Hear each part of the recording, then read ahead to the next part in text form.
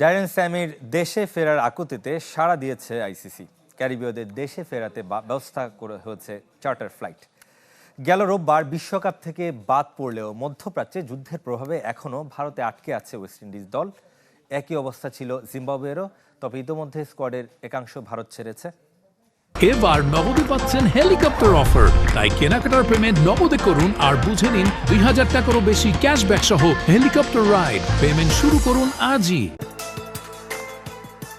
ভারতের কাছে হেরে বিশ্বকাপ থেকে বিদায় নিলেও ভারত থেকে এখনও বিদায় নিতে পারেনি ওয়েস্ট ইন্ডিজ। গেল সোমবার ভারত ছাড়ার কথা থাকলেও এখনও কলকাতাতেই আটকে আছে ক্যারিবীয়রা, যার মূলে ইরান, যুক্তরাষ্ট্র ও ইসরায়েল যুদ্ধ। তবে এভাবে আর কতদিন?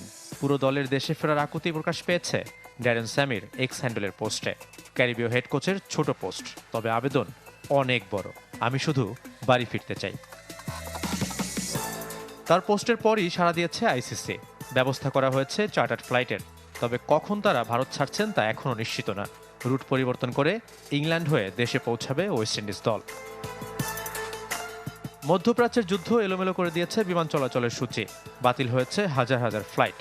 আইসিসির অফিসিয়াল এয়ারলাইন্স পার্টনার এমিরেটস, তাই লম্বা ফ্লাইটগুলোর প্রায় সবগুলোর ট্রানজিট দুবাইয়ে, যে স্থান যুদ্ধে আক্রান্ত।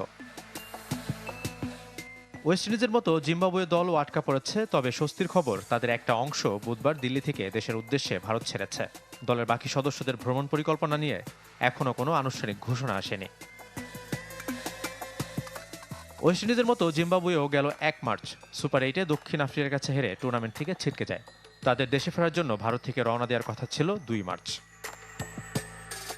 মূলত জিম্বাবুয়ের ভ্রমণপথ ছিল দুবাই হয়ে এমিরেটসের ফ্লাইটে, তবে সেটি পরিবর্তন করতে হয়েছে। এখন তারা আদ্দিস আবাবা, ইথিওপিয়া হয়ে হারারাতে ফিরছে। টি-২০ বিশ্বকাপের সেমিফাইনালে বুধবার নিউজিল্যান্ডের কাছে হেরে দক্ষিণ আফ্রিকাও বিদায় নিয়েছে।